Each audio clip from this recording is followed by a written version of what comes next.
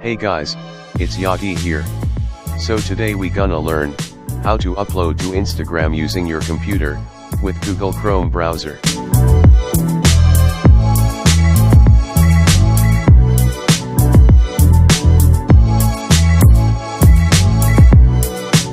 Make sure you're on Instagram.com and you log in.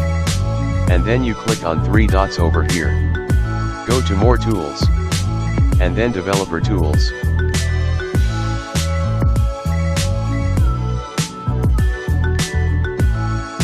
Now click on Toggle Device Toolbar. Or you can use the shortcut Ctrl plus Shift plus M. All you need to do is refresh the page.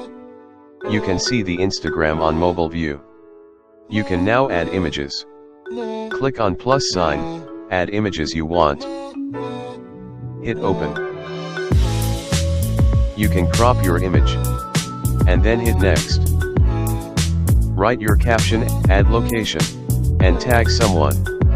If you already and click share.